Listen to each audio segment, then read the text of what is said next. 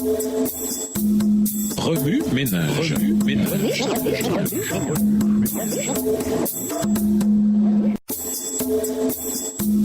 Remue ménage.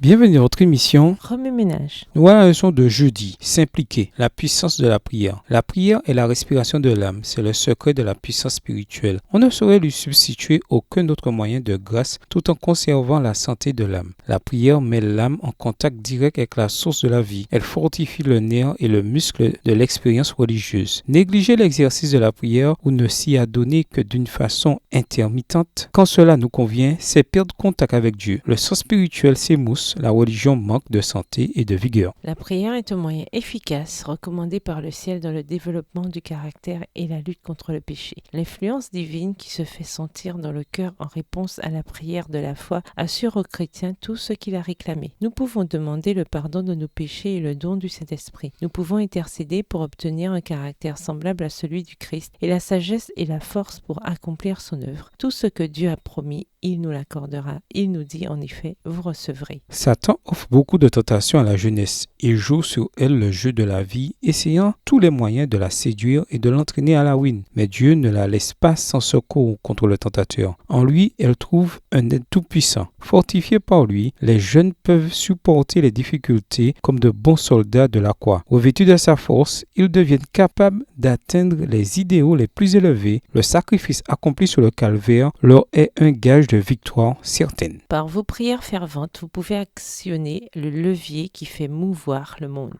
Jacob a résisté parce qu'il était résolu et persévérant. Sa victoire nous enseigne le pouvoir de la prière importune. C'est maintenant qu'il nous faut apprendre ce que sont les prières victorieuses et la foi invincible. Les plus grandes victoires remportées par l'Église de Jésus-Christ ou individuellement par le chrétien ne sont pas dues au talent, à l'éducation, à la richesse ou à la faveur des hommes. Ce sont celles que l'on obtient dans la prière solitaire, face à face avec Dieu, par une foi fervente et inflexible qui se cramponne éperdue à la puissance du Très-Haut. Tous vos exercices religieux consisteront-ils à demander et à recevoir? Penserons-nous toujours à nos besoins et jamais aux bienfaits que nous recevons? Accepterons-nous toujours les grâces de Dieu sans lui exprimer notre reconnaissance, sans le louer pour ce qu'il a fait pour nous? Nous ne prions jamais trop, mais nous sommes trop parcimonieux dans nos remerciements. Si la bonté de Dieu mettait sur nos lèvres plus d'actions de grâce et de louange, nous aurions plus de puissance dans la prière. Nous abonderions de plus en plus dans l'amour de Dieu et nous l'en louerions davantage. Vous qui vous plaignez que Dieu n'entend pas vos prières, changez votre manière d'agir et mêlez la louange à vos requêtes. En considérant sa bonté et sa grâce, vous vous apercevrez qu'il tient compte de vos besoins. Texte tiré du livre Prayer